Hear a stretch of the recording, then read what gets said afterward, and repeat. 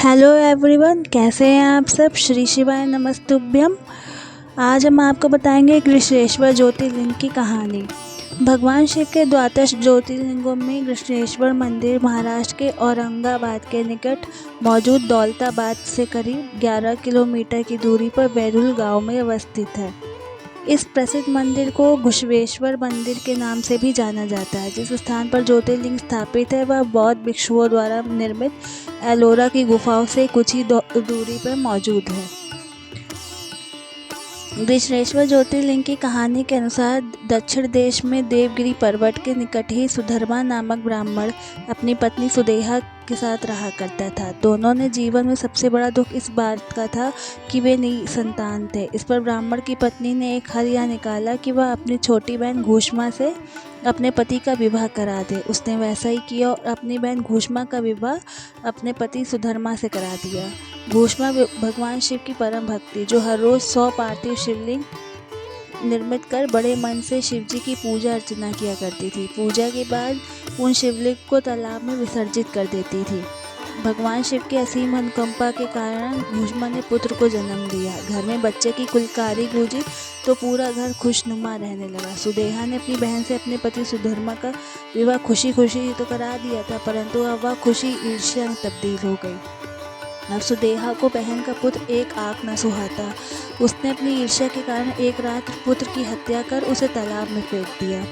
पुत्र की हत्या की बात जब सबको पता चली तो पूरा घर मातम में बदल गया। घूष्मा को अपने प्रभु भगवान शिव पर पूर्ण विश्वास था, इसलिए वह बिना विलाप किए रोज की तरह ही 100 पार्थिव शिवलिंग बनाकर पूजा अर्चना कर रही थी।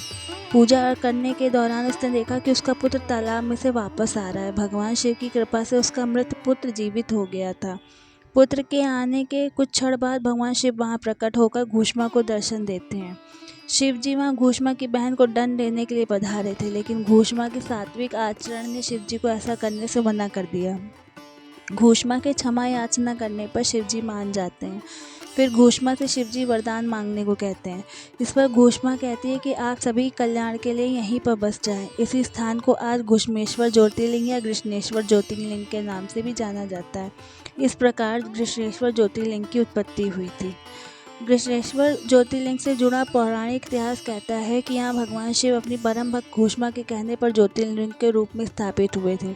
आज के आधुनिक ऐतिहासिक तथ्यों के हिसाब से इस मंदिर का निर्माण 16वीं शताब्दी और जीर्णोद्धार 18वीं शताब्दी में कराया गया था।